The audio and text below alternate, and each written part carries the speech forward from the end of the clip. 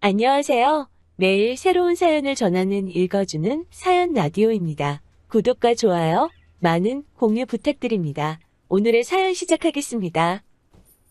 결혼하고 나서 처음 맞는 명절인 지난 설에 남편이 저한테 부탁을 하나 해왔습니다.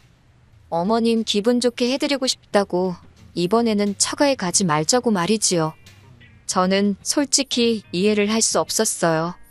며느리가 친정에 안 가면 시어머니가 기분이 좋아지는 건가 싶더라고요. 저희 집이 큰 집이어서 어렸을 때는 친가 친척들이 명절 당일날 저희 집에 왔다가 그날 저녁이나 다음날 아침에 다 뿔뿔이 흩어졌어요. 그렇게 친척들 다 보내고 나면 저희 가족들도 곧바로 차 타고 나가서 외할머니 댁으로 향했었거든요. 그래서 당연히 명절날에는 그렇게 하는 건 줄 알았습니다. 명절 당일날 시댁에서 보내고 다음 날에는 친정에서 보내는 걸로요. 여자라고 시댁 먼저 가는 건 너무 불공평하다. 무조건 친정 먼저 가야 한다고 생각하는 사람도 아니었고요. 그런데 아예 친정에는 발길조차 하지 말자는 소리잖아요? 내가 친정 부모님 안 보는 거랑 어머님이 기분 좋은 거랑 관련이 있냐고 말하니 남편이 쭈뼛거리면서 대답을 못 하더라고요. 마치 똥 마려운 강아지 마냥 안절부절하는 모습을 보고 있자니 이게 남편 머리에서 나온 게 아니라 시어머니한테 무슨 말을 들었겠거니 싶었습니다. 제가 닥달하여 물어보니 남편도 별다른 변명거리가 떠오르지 않았는지 털어놓더라고요.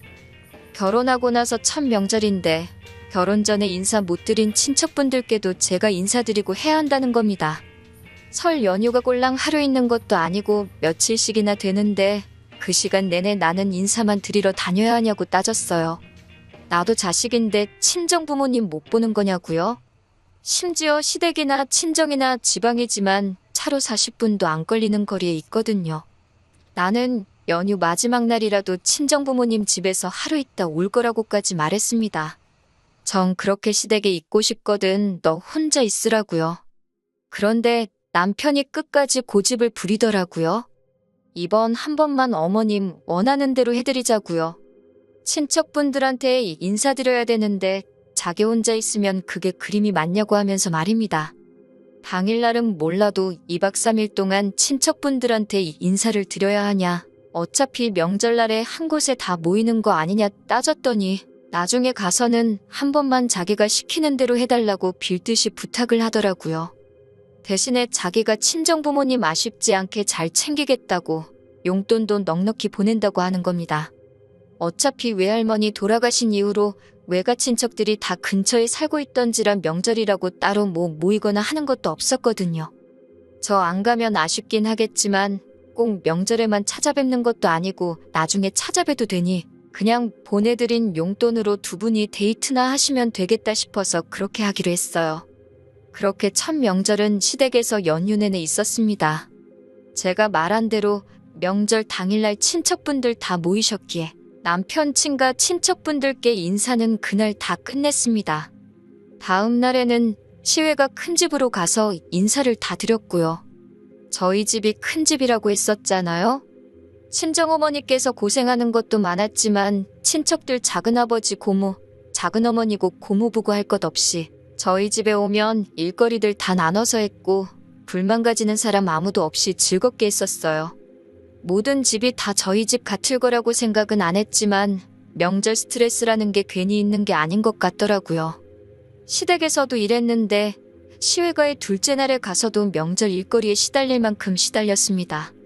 저희 집과는 다르게 일을 나눠서 하는 게 아니었고 서열낮은 저한테 일이 몰리는 경우더라고요. 시댁에서는 몰라도 명절 당일이 지나고 시외가까지 가서도 일을 하다 올 줄은 몰랐습니다. 인사시키러 간다는 게 아니라 일 시키러 간다고 처음부터 말을 해줬으면 마음의 준비라도 했었을 텐데 말이에요. 그렇게 첫 명절과 연휴 기간 내내 엄청 고생을 했습니다. 남편한테 이런 식으로 명절 보내는 일은 두 번은 없게 해달라고 부탁을 했어요. 친정 부모님은 덕분에 두 분이서 오붓하게 시간 보내셨다지만 제가 그렇게는 못하겠더라고요. 차라리 친정 부모님이 사위 눈치 본다고 불편해하셔도 저도 명절에 부모님 품에서 웅석 부리면서 하루 쉬는 게 낫겠다 싶었어요. 그리고 다음 명절인 추석이 되었어요. 시댁에 갔다가 다음날 친정에 가기로 했고요. 그런데 명절 당일 보내고 바로 다음날 친정으로 갈 채비하고 나가려는데 시어머니가 갑자기 배 부여잡고 나 죽는다 쓰러지더라고요. 지금 해야 할 일들이 태산인데 어떡하냐며 큰일 났다고 하는 겁니다.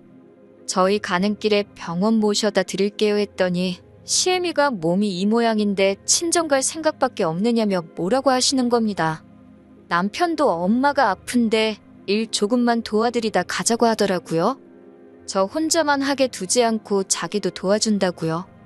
몸이 아파서 손 하나 까딱 못 하시겠다는데 병원은 가기 싫다 하시고 그 와중에 누워서 일은 이것저것 잘 시키시더라고요. 남편이 일하는 거 자기도 도와주겠다는 말에 저도 아프다는 시어머니 두고 떠날 수가 없어서 도와드리긴 했는데 누가 봐도 아들한테는 편한 일만 시키고 저한테 온갖 굳은 일을 떠맡기시더라고요. 아픈 게 며느리 괴롭히면 낫는 병인가 싶더라니까요. 일이 다 끝나갈라 치면 또 배가 아프다 어디가 아프다 하면서 이게 모아리랑도 아니고 아픈 심호 버리고 저희가 편히 갈 수나 있겠냐며 계속 붙잡으시는 바람에 결국 그렇게 이틀을 더 시댁에 붙들려 있었고 친정 부모님께서도 안 와도 되니까 억지로 와서 시댁에 밉보이지 말고 시어머니 잘 도와주라고 하셨어요. 결국 친정에는 연휴가 끝나고 한 주가 더 지나서 찾아뵙게 되었고요. 시댁에서 명절 보내고 친정에는 들리지도 못한 채 집으로 가는 길 내내 남편이 열받아 있는 제 눈치를 보며 연신 미안하다 사과를 하더라고요. 아무리 그래도 분이 풀리지가 않았습니다. 나중에는 남편도 답답했는지 자기도 일하는 것 도와줬는데 뭐가 그리 불만이냐고 하더라고요. 내가 시댁에 남아서 일 더해서 그러는 것 같냐. 벌써 두 번째 명절인데 시댁에서만 있었다고. 첫 명절 보내고 나서 나랑 약속하지 않았냐고 한마디 하니 남편도 자기가 뱉은 말이 있으니 아무 말도 못하더군요. 다음 명절인 설에는 그러면 시댁에는 가지 말고 친정에서만 보내겠다는 약속을 받았습니다. 사실 따지고 보면 지난 설도 추석도 다 시댁에서만 보냈으니 다음 해에는 시댁에는 가지 않고 친정에만 있는 게 말이 맞기는 했지만 지지난 설은 저도 친정에 안 가기로 합의를 봤던 부분도 있었고 해서 그 정도에서 남편의 사과를 받아주기로 했어요. 그렇게 시간이 흘러 친정에서만 보내기로 한 설이 찾아왔네요. 친정 부모님께는 먼저 이번에는 시댁에 방문하는 일정 없이 친정에만 있기로 했다고 말씀드렸습니다. 친정 부모님은 그래도 명절인데 가봐야 하지 않겠냐고 제 걱정을 먼저 하셨어요. 남편이 먼저 약속한 말이고 지난해에는 친정에 한 번도 못 가지 않았냐. 그러니 그런 부분에 대해서는 걱정 마시라 했습니다. 어차피 친정집이 큰 집인데 그럼 이번에는 친척들 모이라 하지 말고 우리끼리 해서 어디 좋은데 다녀오는 게 어떻겠냐 하시더라고요. 괜히 남편도 명절 첫날부터 처가에서 친척들, 처해가 친척들하고 있어서 불편하게 있을 바에야 그 편이 훨씬 낫겠다고요. 저도 그게 좋겠다 싶어서 그러기로 했고 친정 부모님이랑 어디가 좋을까 이야기하다가 제주도에 2박 3일로 다녀오면 어떻겠냐는 이야기가 나왔어요. 그리고 이 이야기를 남편에게 전해줬지요. 그런데 남편이 제주도를 간다는 말에 갑자기 웬 제주도냐는 식의 반응으로 나오는 겁니다. 어차피 친정 부모님 집에 머물면서 괜히 명절이라고 여러 사람 만나서 불편한 것보다 너한테도 그게 더 낫지 않느냐고 물었더니 남편이 오만상을 짓고는 그래도 명절인데 처가에서 보내는 게 더 좋지 않겠냐고 하는 겁니다. 집에만 있는 것보다 좋은데 가서 구경도 하고 좋은 거 먹고 하는 게 더 좋지 않냐고 했더니 남편이 머뭇거리면서 그러다가 집에 급한 일이 생겨서 가봐야 하면 어쩌냐고 하더라고요. 명절인데 급한 일 생길 게 뭐 있냐고 작년에도 시댁에서 연휴 내내 있었는데 집에 무슨 일이 생겼냐고 따졌어요. 그렇게 따지면 앞으로 결혼 생활 내내 집에 무슨 일이 생길까봐 어디 여행도 못 가고 집에만 있을 생각이냐고요. 그런데 남편이 우리 집을 말하는 게 아니라고 하더라고요. 이때 딱 감이 왔네요. 남편이 말하는 집이 우리 집이 아니라 시어머니 살고 있는 시댁이라는 걸요. 무슨 이유를 만들어서든 어떻게든 시댁에 저를 데리고 갈 계획이라는 게 딱 보였습니다. 만약에 저희가 제주도로 가버리면 어떻게 이유도 못 만들고 시댁에 들리기 힘들어질 테니까 개수작을 부리고 있는 게 뻔히 보이더라고요. 말로는 공평한 척, 중간 역할 잘 하고 있는 척은 다 하더니 제가 지난 명절 2번 다 어떻게 자기가 원하는 대로 하게 해줘서 그런지 제가 무슨 지가 억지 부리면 다 들어주는 사람이라고 생각했나 봐요. 명절에 무슨 일 생길 게 있냐고, 혹시 시어머니가 또 명절 연휴 동안 아프실 예정이냐고 물어봤어요. 내가 의사는 아니라서 제대로 진단은 못 내리겠지만 아무래도 명절 때 며느리가 친정 갈 때마다 아프신 병 같다고 했습니다. 그럴 바에 병의 원인인 며느리가 아예 시댁에 방문을 안 하면 아들 데리고 친정으로 떠나는 며느리 볼 일도 없는 거 아니겠냐고. 그러면 1년에 2번뿐인 명절에 아파서 알아놓을 일도 없고 다 좋은 거 아니겠냐고 했지요. 제가 열받아서 이판사판 할 말 다 하고 있으니 남편은 얼굴이 시뻘개져가지고는 대답도 못하고 있더라고요. 자기도 뱉어놓은 말이 있으니 그건 아니라고 말도 못하고 심호 꾀병 부리는 것도 이젠 못하게 생겼으니 오죽 답답할까 싶었어요. 할 말 다 쏟아내니 속은 후련했지만 그렇다고 남편이 용서가 되는 건 아니었습니다. 그렇게 심호 눈치 보여서 이번 명절에도 어떻게든 시댁에 가야겠다면 혼자 가라고 했습니다. 저도 옆구리 찔러서 절 받는 느낌으로 꾸역꾸역 남편 데리고 가봐야 저도 불편하고 친정부모님도 괜히 마음 쓰실 거 아니겠어요? 남편도 얼마나 자기 집 가고 싶어서 얼마나 입이 대빨 나와 있겠어요? 그 꼬라지를 볼 생각을 하니까 아직 명절까지는 며칠 남았었는데도 벌써부터 우라가 치밀더라고요. 남편도 어떻게 저를 설득할 방법도 없으니 포기하고 그러면 자기 혼자 시댁에 가겠다고 하더라고요. 그때는 너무 실망스러웠네요. 적어도 자기가 한 말에 책임을 다 하는 사람이라고 생각했는데 자기가 뱉은 말이고 뭐고 심호 눈치 보이면 손바닥 뒤집듯 뒤집어버리는 사람이라는 걸 알았으니까요. 친정 부모님과 제주도 가는 건 결국 취소되었어요. 저는 이렇게 된 마당에 억지로라도 가고 싶었는데 친정 부모님께서는 그래도 사위라고 남편 상황도 좀 이해해주자 하시고 혹시 아냐고 하루 시댁에서 보내고 처가로 올 수도 있는 거 아니겠냐고 말이죠. 친정 부모님 얼굴 봐서 남편한테는 제주도 안 가고 친정에서 우리 가족끼리만 시간을 보내게 될 거라고 살짝 흘리듯 말해줬습니다. 그래도 염치는 있는지 그러냐고 대답하고 다른 말은 안 하더라고요. 솔직히 그럴 거면 시댁에도 하루 방문하자고 말할까봐 조마조마했었거든요. 그렇게 명절 당일이 되었고 남편은 기차 타고 시댁으로 향했고 저는 차 끌고 친정으로 갔습니다. 남편하고 사이가 그렇게 되니 친정에 오니까 여기가 내 집 같다는 생각이 더 들더라고요. 결혼 직후에는 퇴근만 하고 집에만 와도 여기가 내 집이구나 싶었는데 말입니다. 그래도 명절인데 아무 일도 안 하고 집에서 명절 특선으로 하는 방송들 보면서 맛있는 집밥 먹고 편히 쉬고 있으니 이게 명절이구나 싶더라고요. 친정 부모님은 끝까지 남편한테는 연락이 따로 없었냐, 그래도 시댁의 연휴 마지막 날에 얼굴은 비추는 게 좋지 않겠냐 걱정하시는데 저는 그렇게 할 생각은 하나도 없었습니다. 그런데 다음 날 아침에 남편이 친정에 찾아왔어요. 시댁에 내내 있을 줄 알았는데 남편도 못내 약속 못 지킨 게 마음에 걸려서 찾아왔나 싶었습니다. 마침 친정부모님은 아침에 운동 겸 산책 좀 다녀오신다고 동네 근처에 있는 약수터에 있어서 집에는 저 혼자만 있던 상황이었어요. 남편은 집에 들어와서는 친정부모님 안 계신 걸 확인하고는 안도의 한숨을 내쉬더라고요. 칭찬받을 짓을 하고 왜 이렇게 걱정이 많은가 했더니 저한테 얼른 짐 싸라고 하고는 시댁에 빨리 가보잡니다. 기분이 좋아질라다가 남편 말에 확 상해버렸어요. 내가 시댁을 왜 가냐고, 고작 나 시댁 데려가서 일 시키려고 아침 대바람부터 친정까지 찾아온 거냐 따졌습니다.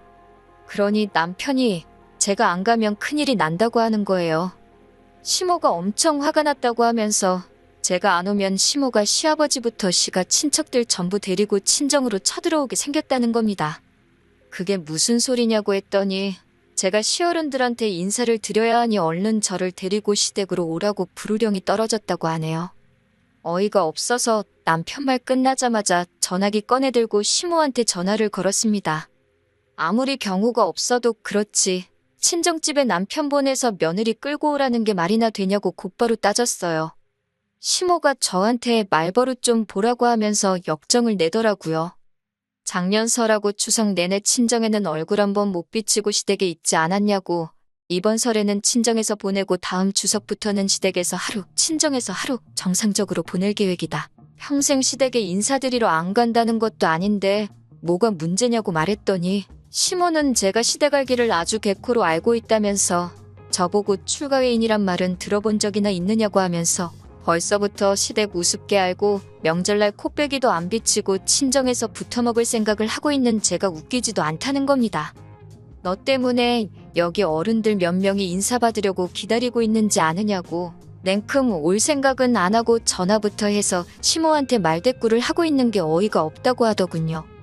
저도 이판사판 이젠 시어머니고 뭐고 제 할 말은 해야겠더라고요. 출가회인이라고 말씀 잘하셨다고, 어머님도 시집가서 남의 집 사람 되신 분이 작년 설에는 시회가까지 끌고 가서 온갖 자별시킨 건 어떻게 설명할 거냐고 했어요. 남의 집에 남의 집 며느리 끌고 가서 일 시키는 건 또 무슨 경우냐고요? 전화기 너머로 시모가 바득바득 소리 지르면서 말대꾸하는 거 보라고 하면서 뒷목 잡는 소리가 들리더라고요. 솔직히 할 말 못할 말 다 해버렸더니 속은 후련했어요.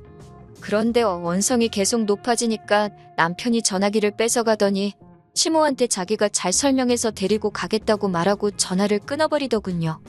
그러면서 자기 입장도 생각해달라면서 징징대고 있는데 저 자식을 믿고 결혼한 제가 다 바보 같았습니다.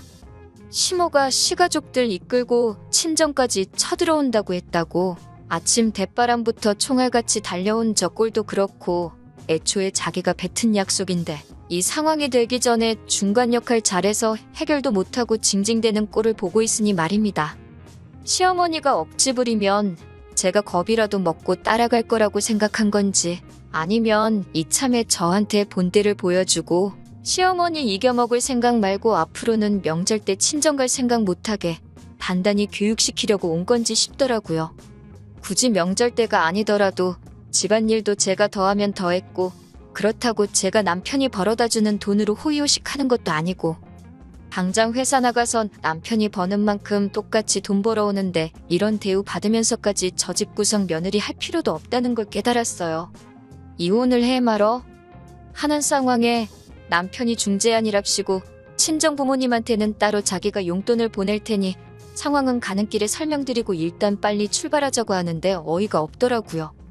뭐 우리 부모님이 돈이 없어서 용돈이라고 못 내주는 그 돈 받고 좋다고 저를 시댁에 보내겠어요? 거기 가봤자 붙들려서 내내 일만 하고 올 게 뻔한데 말이에요. 그리고 용돈도 뭐 지 돈으로 주는 건가요?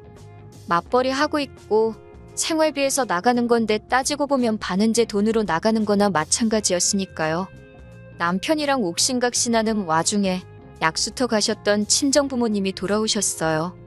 남편이 와 있는 걸 보고는 반겨주셨는데 저랑 분위기가 안 좋은 걸 보시고는 무슨 일이냐고 물어보셨지요. 남편도 이 상황이 어이가 없는 상황인 걸 알고 있는지 어떻게 좋게 설명하려고 하더라고요. 시부모님도 오랜만에 며느리 보고 싶다고 하셔서 잠깐 인사만 시키고 올 거라고, 앞뒤 다 잘라먹고 중요한 내용도 다 날려버리고는 제가 어깃장 부리는 것처럼 말하더라고요. 출가회인이 어디 친정 갈 생각을 하고 있냐고 그랬다고. 내가 지금 시댁 안 가면 시모가 시가 친척들 다 끌고 여기로 쳐들어오겠다고 했다는 말을 부모님한테 말씀드렸어요. 친정 부모님이 남편한테 제 말이 사실이냐고 물으니 남편이 아무 말도 못하더라고요.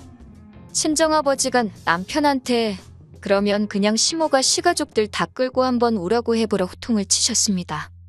남편은 그 기세에 눌려서 찍소리도 못하더라고요.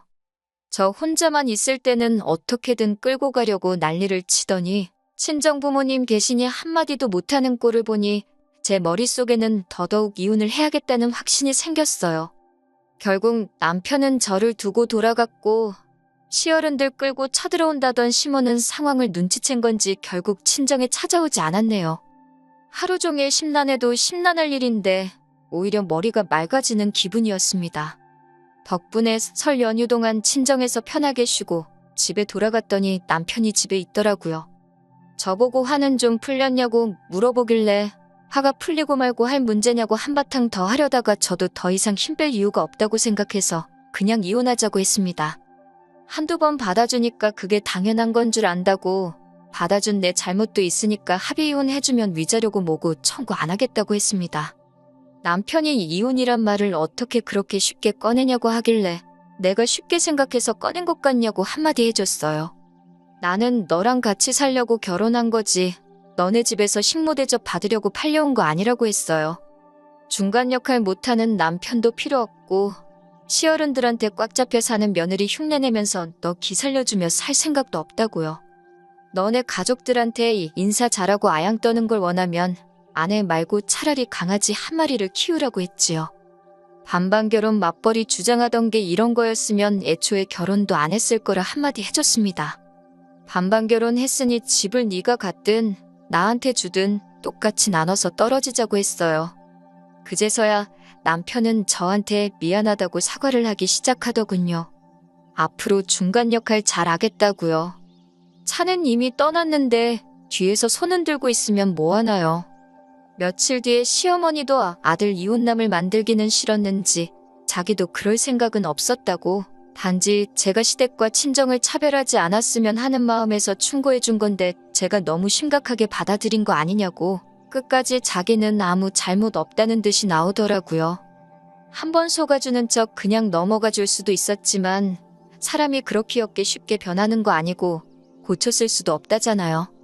더 질질 끌고 있어봐야 시간 낭비밖에 더 안 되는 것 같아서 그냥 이혼하게 되었습니다. 이혼 후에 지난 추석에는 친정 부모님 집에서 또 편하게 쉬다 왔어요. 내 능력대고 사는데 모자라는 게 없는데 오히려 연휴 동안 사랑하는 가족들과 함께 편하게 보내니 이게 진짜 사는 거구나 싶더라고요. 제 인생에 혹시나 다른 사람을 만나 결혼하게 된다면 제 가족을 우선으로 챙겨줄 필요까지는 없지만 네 가족 내 가족 하면서 한쪽으로 치우치려는 사람만큼은 피하려고요. 일단은 혼자 지내는 게 신경 쓸 일이 없어서 더 편하게 한동안은 다시 가정을 꾸릴 생각은 들지도 않지만 말입니다.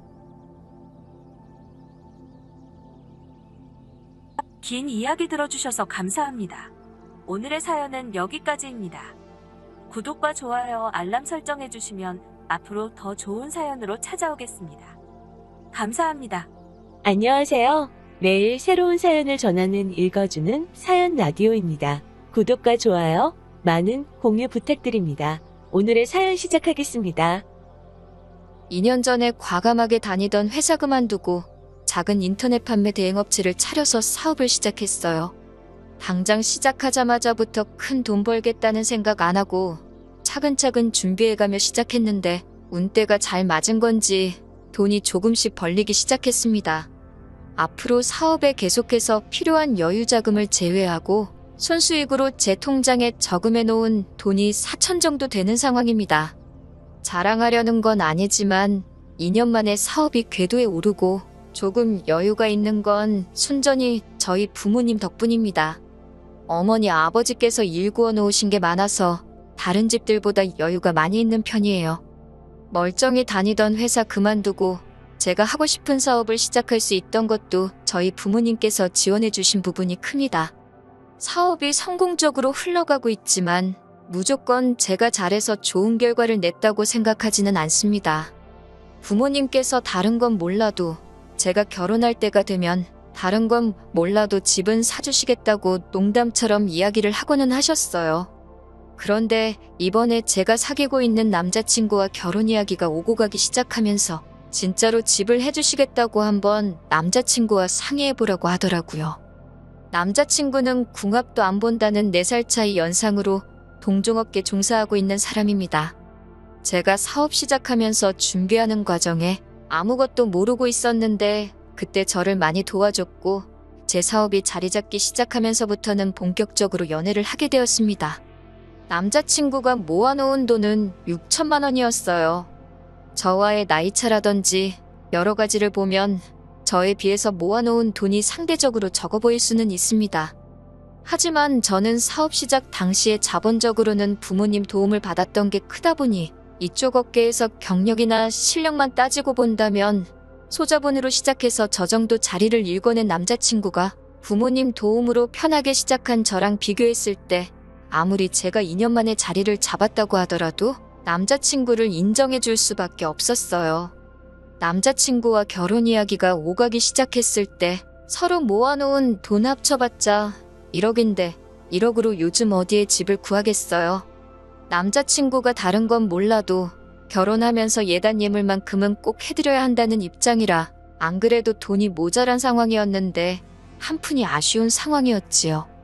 저희 부모님이 집을 해주시겠다는 말은 옛날부터 저에게 쭉 하기는 하셨지만 사업할 때 도움받은 것도 크고 엄밀히 말하면 아직도 자본금의 일부는 제가 부모님한테 빌린 돈이나 마찬가지다 보니 결혼할 때 최대한 손을 안 벌리려고 했는데 솔직히 이런 상황에 집을 해주신다는 제안이 솔깃할 수밖에 없었습니다.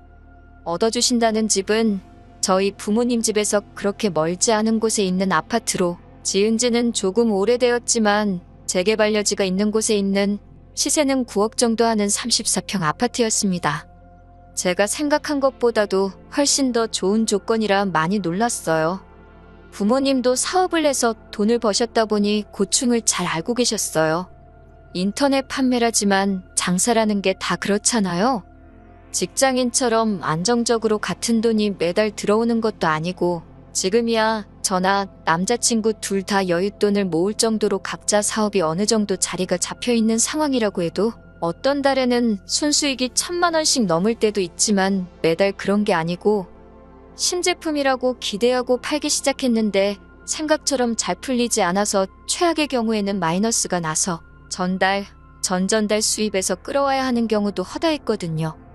장사하면서 매달 흑자를 내는 게 말처럼 쉬운 거 아니라고 하시고 괜히 신혼 때부터 대출 끼고 집을 구했다가는 대출금도 못 내서 빚지는 경우도 생길 거라고 그리고 아무리 요즘 집값이 폭락한다고 하지만 그 아파트가 재개발도 예정되어 있다고 하고 주변에도 지하철 노선이 개통된다든지 여러 가지 호재가 많아서 돈 버는 데는 부동산만 한 게 없을 거라고 그냥 받으라고 하시더라고요.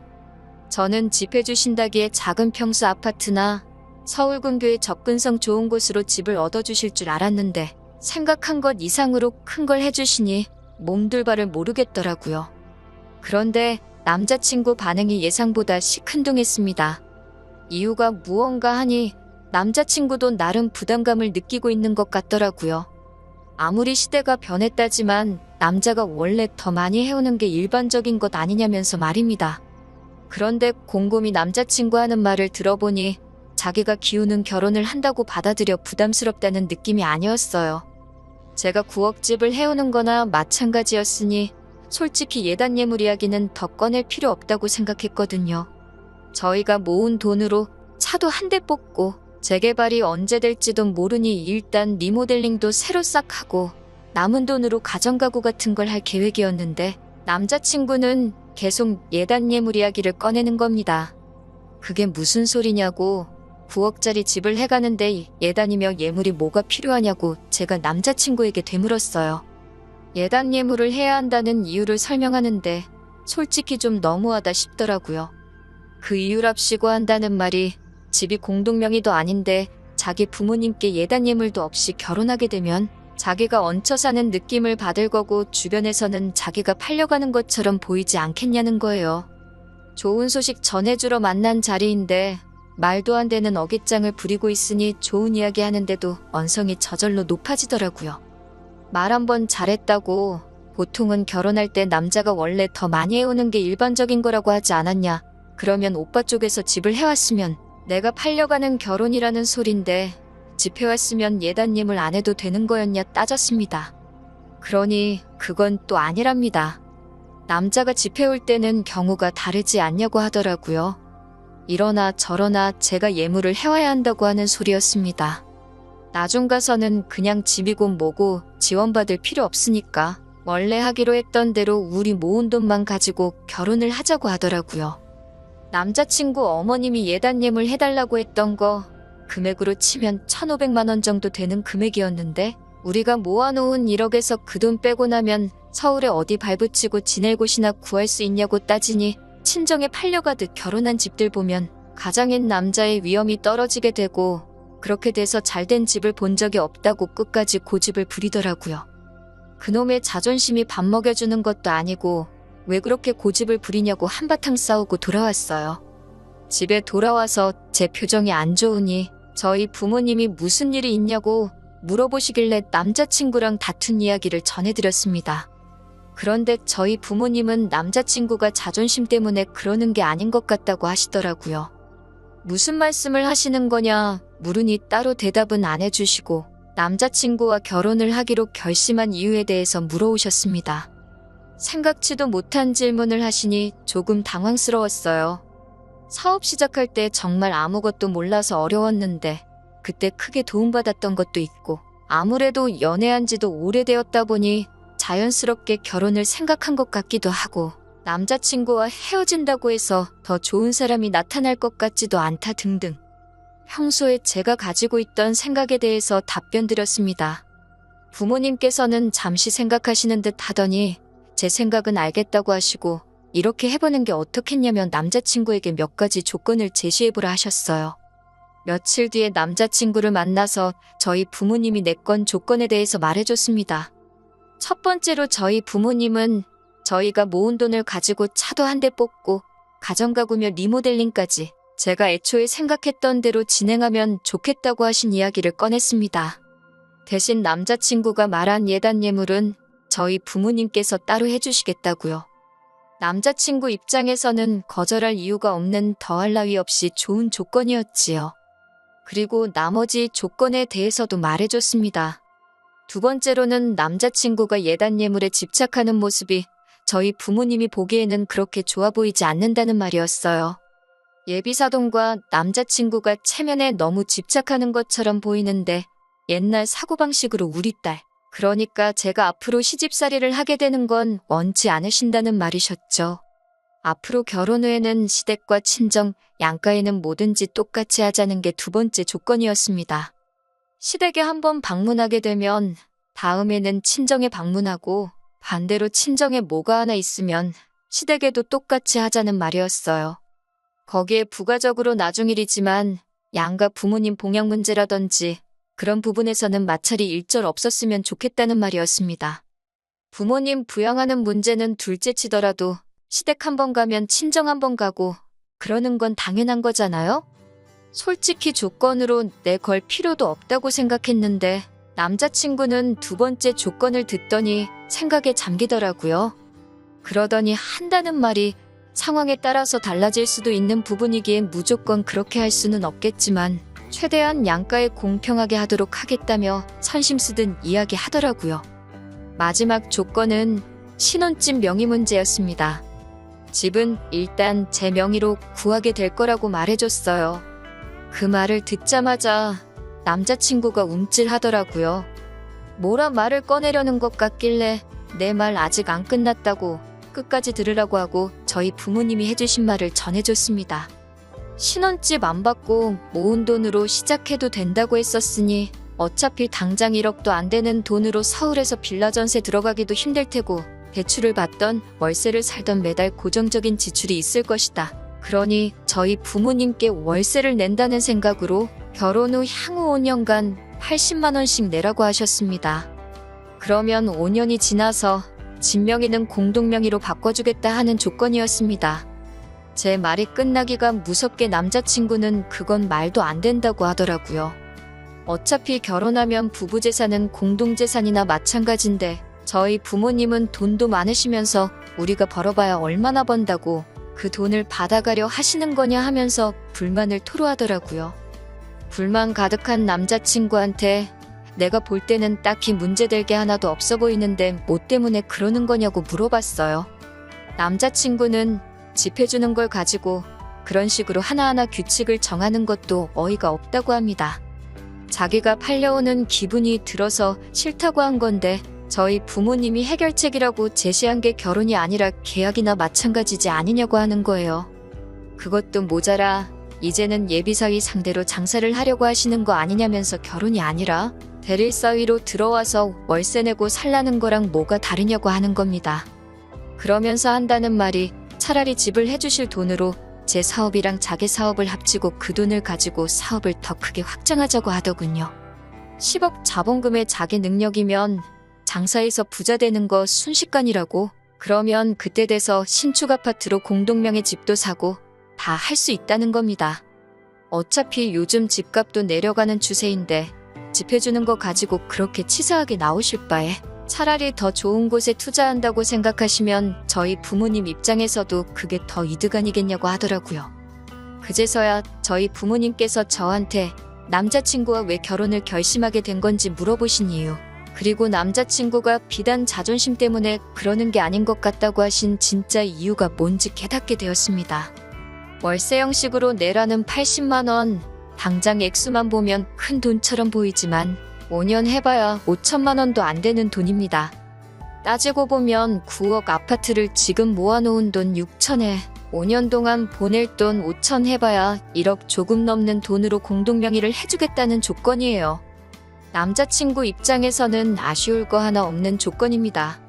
심지어 지금 모인 돈은 다른 데 쓰는 것도 아니고 리모델링 하는데 들어갈 돈이고요.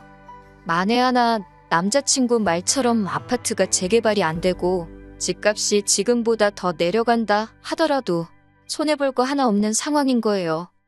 그리고 저희 부모님이 설마 한 달에 80만 원이 아쉬워서 남자친구한테 손 벌리려고 하시는 거겠어요? 얼마나 착실히 사는지, 가장으로서의 위험이나 체면 운운하기 전에 얼마나 책임감이 있는 사람인지 그 모습을 보고 싶어서 내건 조건이지요. 아마 5년 뒤에 그 5천만 원 채워서 다 드렸을 때 모르면 몰라도 몇 배로 불려서 돌려주시진 않겠지만 저희를 위해 쓰실 돈이라는 건 안 봐도 뻔한 사실이었어요. 애초에 집을 해온다는데 예물 예단을 포기 못하고 자기 자존심 운운하는 순간부터 저희 부모님은 제 남자친구가 결혼 상대로 좋은 사람이 아니라는 걸 확신하셨고 저한테 강압적으로 남자친구랑 헤어지란 말을 하실 수도 있었지만 제 남자친구가 똥인지 된장인지 제 스스로 판단하시길 바라셨기에 결혼을 반대하신 게 아니라 최대한 남자친구의 본성을 확인할 수 있는 방법을 제시해 주신 거였지요. 남자친구가 사업을 더 크게 확장하네 하는 헛소리는 제 귀에는 더 이상 들어오지도 않았습니다. 계속 말도 안 되는 허황된 말만 늘어놓고 있는 남자친구한테 더 말할 필요 없다고 말하고 그냥 결혼도 없던 일로 하자고 말했어요. 그리고 더 시간 낭비할 이유도 없는 것 같으니 우리 만나는 것도 오늘이 마지막이라고 하고 자리에서 일어났습니다. 남자친구는 제 반응을 예상 못한 건지 제가 저만치 갈 때까지 자리에 굳어가지고 가만히 있더군요. 나중에 전화로 한다는 말이 자기가 잘못 생각한 것 같다면서 저희 부모님이 원하시는 대로 하겠다고, 그러니까 그냥 결혼하자고 말하는데 이제는 그 말이 제 귀에는 지가 저랑 결혼해줄게 하는 말처럼 들렸어요. 이제 그만 만났으면 좋겠다고 한 말이 아직도 이해가 안 가냐고. 지금 전화 받아준 것도 여태까지 정을 생각해서 받아준 거고 2번 다시 연락도 하지 말라 그러고 전화 끊어버렸습니다. 그 뒤로도 저희 집 앞까지 찾아오고 밤만 되면 미안하다고 연락하고 그러길래 전화번호는 차단해버리고 한 번만 더 집까지 찾아오면 저도 이제 가만히 있지 않을 거라고 하니 그제서야 겁을 먹었는지 그 뒤부턴 코빼기도 비치지 않더라고요. 어른 말만 들어도 자다가도 떡이 생긴다는 옛말, 저는 그동안 솔직히 고리타분한 옛날 방식 강요하는 것 같은 나쁜 쪽으로 해석을 하고 있었거든요. 그런데 이번 일을 계기로 그 말이 맞는 말이라는 걸 실감했어요. 나중에서야 나눈 이야기지만 부모님은 애초에 제가 남자친구랑 처음 다투었던 그날에 한 번도 만나보지 않았지만 이야기만 듣고도 남자친구의 사람됨됨이를 한눈에 아셨다고 하시더라고요. 부모님께서 제안했던 조건이 생각해보면 부당한 것 하나 없이 당연한 것들에 오히려 남자친구한테 득이 되는 게 더 많았던 이유도 남자친구는 욕심에 눈이 멀어서 굴러들어온 보글발로 차버릴 만한 사람이라는 걸 대번에 눈치채셨다고 합니다. 제 결혼 상대로 내키지 않았지만 부모님이 들고 나서 반대하셔가지고 결혼을 파토내는 것보다 남자친구의 숨겨진 이면을 제가 스스로 눈치채도록 해주고 싶으셨다고 하셨어요. 만약에 제가 눈치채지 못하고 그냥 결혼했으면 어쩔 뻔했냐고 물어보니 부모님께서는 저를 오냐오냐 키우긴 했지만 그 정도도 모르는 모질이로 키운 적은 없다고 하시며 제가 좋은 선택 내릴 걸 알고 있으셨다고 하네요. 진짜 만약에 제가 혹시나 눈치채지 못하고 결혼하려고 들면 그때 가서는 결혼 못하게 했을 거라고 농담처럼 웃으며 말씀하셨어요. 솔직히 늘 붙어 다니다가 혼자가 되니 어색한 부분이 있어요. 일하면서도 남자친구 도움을 알게 모르게 받았다 보니 그런 느낌이 더 큰 것 같습니다. 하지만 후회가 되지는 않네요.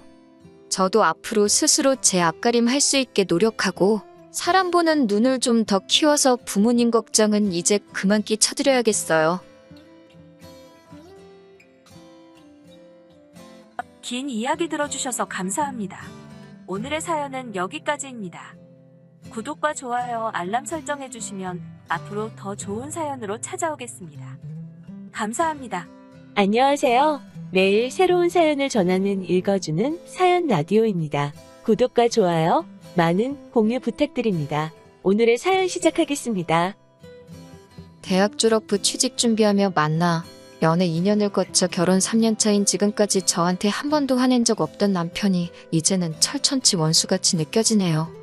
맞벌이 부부로 서로의 경력 존중해주며 천천히 아이 갖기로 하고 결혼했는데 시어머니는 신혼여행 다녀오자마자 찾아뵌 첫날부터 여행 잘 다녀왔냐 물으시기 전에 손주 타령부터 하시더군요. 그 자리에서 따로 대답은 못하고 집에 돌아오는 길에 남편한테 미리 말씀 안 드린 거냐 추궁했더니 미안하다 사과를 했어요. 길 가는 아이만 봐도 눈이 돌아갈 정도로 아이를 좋아하시는 분이라고 그런 어머니한테 아이를 천천히 갖겠다고 도저히 말을 할 수가 없었다고 사과하더군요. 저를 달랜다고 한다는 말에 그냥 어머니가 아이 가지고 보채시면 한 귀로 듣고 한 귀로 흘려달라고 합니다. 아이 늦게 갖는다는 말 했다간 뒷목 잡고 쓰러지실 거라며 안 갖는다는 것도 아니고 회사 2, 3년 정도 더 다니고 내가 언제고 다시 복직할 수 있는 여건이 마련되면 그때 갖겠다는 건데도 그렇게 해야만 하는 거냐고 하니 남편은 성질 급한 어머님은 2, 3년은커녕 두세 달 기다리는 것도 못하실 거라고 솔직하게 말했다간 사기 결혼 당했다고 들고 일어나실 거라는 겁니다. 한 귀로 듣고 한 귀로 흘릴 수 있지요. 그런데 너무 무책임한 말처럼 들렸습니다. 남편이야 자기 어머니니까 괜찮겠지만 저한테는 시어머니고 아마 모르면 몰라도 얼굴 마주칠 때마다 아이 소식 물어오실 텐데 그 스트레스는 제가 다 감내해야 하는 일이었으니까요. 처음 1년 동안은 노력하고 있는데 잘 생기지 않는다는 식으로 어떻게 둘러대며 넘겼습니다. 그런데 매번 같은 변명을 하면서 대답을 피하니 어머님은 어머님 나름대로 연구도 하고 고민도 하셨더군요. 처음에는 말도 안 되는 미신을 어디서 듣고 오셔서는 반년치 날짜를 쭉 받아오셔서 이날에 시도해보라고 하신다던지 애 들어서는 약이라며 어디서 한약을 잔뜩 지어오신다던지 하시면서요. 그렇게 노력하셔도 소식이 있을 리가 없었겠지요. 저희는 저희대로 조심하기도 하고 조절도 하고 있었으니 말입니다. 그런데 노력해도 잘 안 된다는 말이 오히려 어머님 근심 걱정만 더 키워놓은 꼴이더라고요. 미신을 믿어서 안 되니 이젠 과학으로 접근하신 겁니다. 시험관이며 그런 이야기까지 꺼내셨고 기어이 저랑 남편을 병원에까지 끌고 가서 검사를 받아보라 권하시고 했어요. 그런데 충격적인 검사 결과를 받게 되었습니다. 제 신체가 의학적으로도 건강하고 아무런 문제가 없는데도 원인을 알 수 없는 이유로 아이를 가질 수 없다는 결과를 받게 되었어요. 어머님은 결과 받으시고 충격에 남편이 말해준 대로 뒷목 잡고 알아 누우시더군요. 결혼 전에 검사를 당연히 받았어야 하는 거 아니냐, 우리 아들 어떡하냐며 뒷목 붙잡고 쓰러지시더군요. 명백한 사기 결혼이다 하시면서 시모가 어디서 시바지를 구해와야겠다는 말도 안 되는 소리를 하셨는데 남편이 그때는 어머니 무슨 말씀을 하시는 거냐며 제 편을 들어줬네요. 그런데 시어머니가 또 우리 아들이 여자에 단단히 미쳐서 이젠 낳아준 어머니도 못 알아본다시며 이게 다 저 때문이라고 제 꼴도 보기 싫다고 하시고 저희를 내쫓으셨습니다. 그 이후에 명절 때나 생신이 되어도 니네들 꼴도 보기 싫다고 오지 말라 하셔서 찾아갈 수가 없었어요. 솔직히 남편한테는 조금 서운하게 들릴 줄 모르겠지만 시가하고 영 끊다시피 해서 왕래 없이 지내니 그건 그거 나름대로 저한테 편하고 좋은 게 더 많았습니다. 같이 있어봤자 좋을 일도 없었고 저도 대리모 같은 이야기 들으면서까지 시부모님께 며느리돌이 하고픈 마음도 없었거든요. 아무튼 그렇게 2년이 가까운 기간 동안 시가하고는 연을 끊고 지내게 되었습니다. 남편한테 올해로 27살 되는 여동생이 있습니다.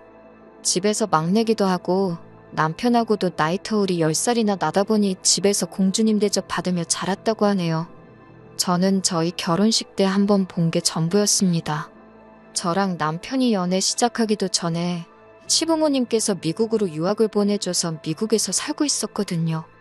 여름방학 때마다 한두 번씩 귀국해서 꽤 길게 시간 보내다 가고는 했는데 저랑 남편이 연애하는 동안에는 사실 만나볼 필요조차 못 느껴서 따로 만나본 적은 없었고 덕분에 결혼식 때 한번 본 게 전부였네요. 결혼 후에는 자가격리도 그렇고 한국은 초반에 환자 수도 없이 대처가 좋았지만 미국은 아주 난리였다 보니 위험하다고 오지 못하게 해서 귀국을 따로 한 적이 없었거든요. 결혼식 때 처음 봤을 때는 정말 시부모님 품에서 오냐오냐 컸다는 말이 이해가 될 정도로 속 편한 공주님처럼 보였어요. 어차피 시가하고는 거의 연 끊다시피 해서 지내고 있던 터라 신우가 그 사이에 한국에 왔더라도 따로 만날 일은 없었을 거예요. 아무튼 올해부터는 조금 상황도 나아지고 하다 보니 신우가 몇 년 만에 한국에 귀국을 하게 되었습니다.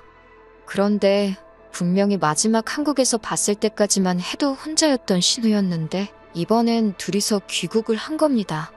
아무리 아기만 봐도 눈이 돌아갈 정도로 좋아하신다는 시어머니도 애지중지 키워서 집안 없는 돈까지 탈탈 털어서 유학까지 보낸 아직 홍기도 차지 않은 공주님 같은 딸이 손녀라고 품에 안고 데리고 들어왔으니 집안은 덕분에 난리가 났고 급기야 가족회의가 소집되게 되었습니다.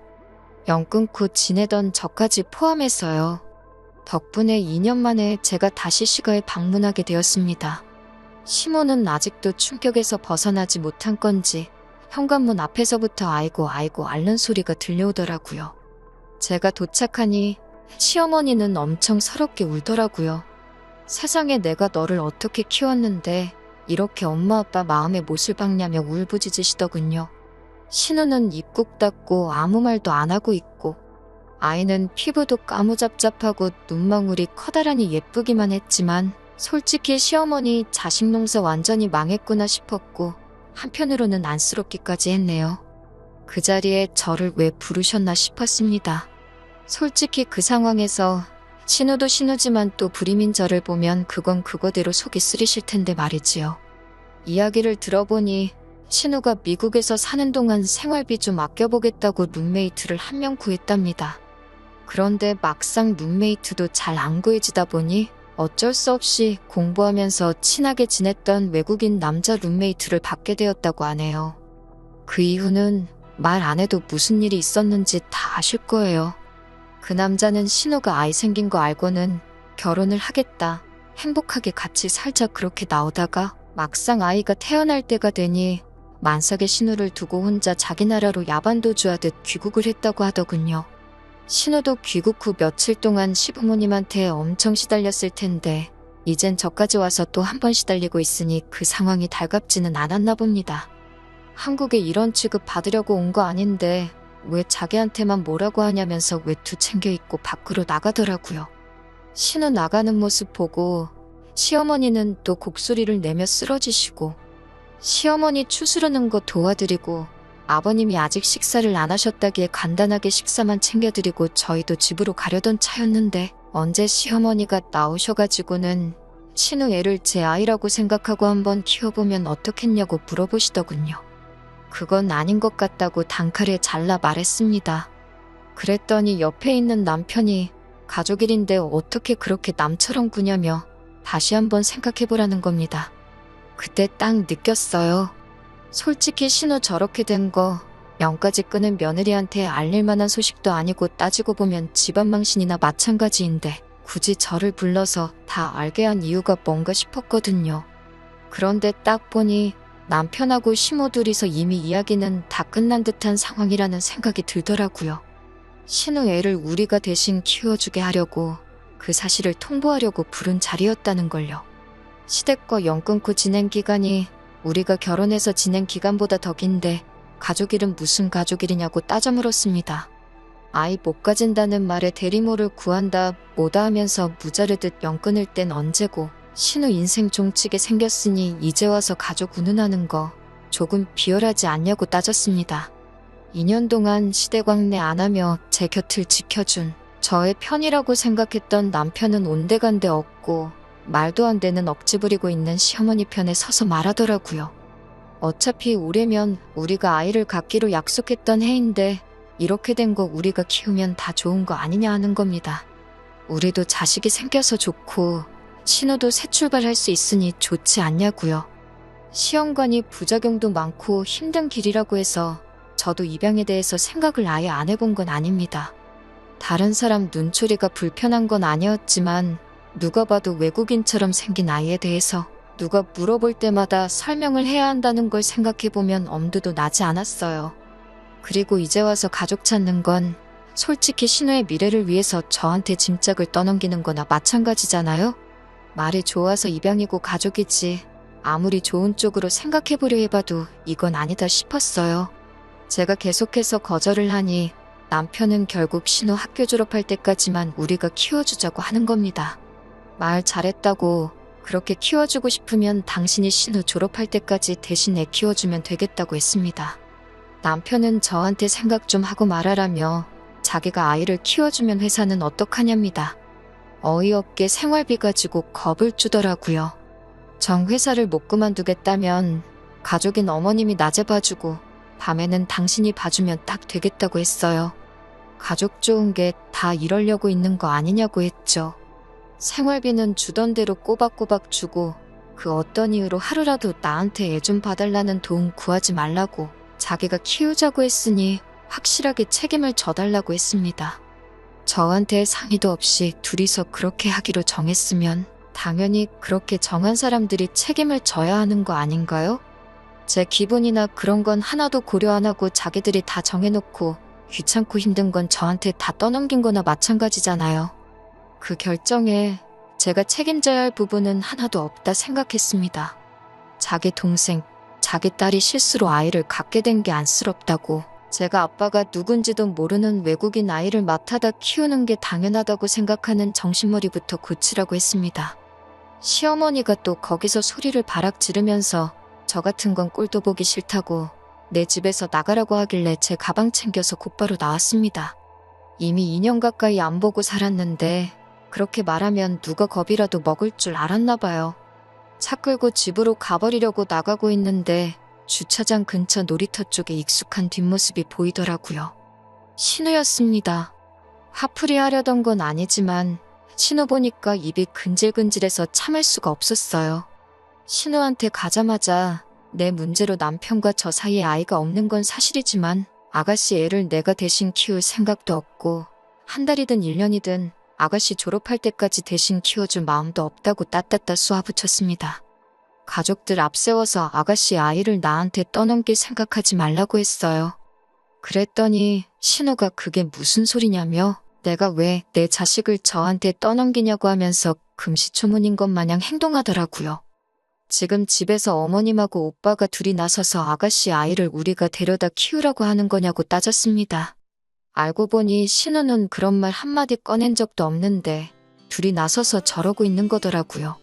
남한테 떠넘길 거면 내가 그 아이를 왜 낳았겠냐고. 추호도 그럴 마음 없다. 나 그렇게 무책임한 여자 아니다 하면서요. 이쯤 되니까 저도 뭐가 뭔지 헷갈리기 시작했습니다. 신우가 거짓말을 하는 건지 아니면 시모랑 남편이 신우 말대로 지들끼리 지지고 볶고해서 저러고 있는 건지요. 아이가 자기가 생각 없이 행동해서 생긴 건 맞지만 자기는 자기 배불러 낳은 자식인데 포기할 생각 없다고 하더군요. 졸업 앞두고 있고 졸업 후에 영주권 후원을 해준다는 회사와 이미 컨택 중이라고 합니다. 자기가 낳은 아이, 자기가 끝까지 책임질 생각이라고요. 미국에서 자리 잡고 살 계획이 다 되어 있는데 두 사람이 왜 저런 말을 꺼냈는지 이해가 안 간다더라고요. 오히려 저랑 똑같이 정작 엄마인 자기랑은 상의도 없이 두 사람이 그렇게 정해서 저한테 통보하듯 말한 부분이 신우도 많이 화가 난 듯 보였어요. 공주님처럼 자라서 철부지인 줄 알았는데 오히려 생각하는 건 시모나 남편보다 훨씬 어른스럽더군요. 저도 자초지종을 몰랐으니 괜히 민망하더라고요. 신우랑 같이 시어머니 집으로 다시 들어갔습니다. 오해 풀고 일 원만하게 해결해서 앞으로 잘 지내볼 생각이었는데 문 열고 들어오자마자 남편이 저를 보고 하는 말이 왜 벌써 들어오냐고 반성 좀 했냐고 하는 겁니다. 제가 잘못한 것도 없는데 반성 좀 했냐는 말은 제가 해야 할 말이 아닌가 싶었습니다. 제가 다시 시모 집으로 들어가니까 제가 못 이기고 숙이고 들어가는 거라 생각했나 봅니다.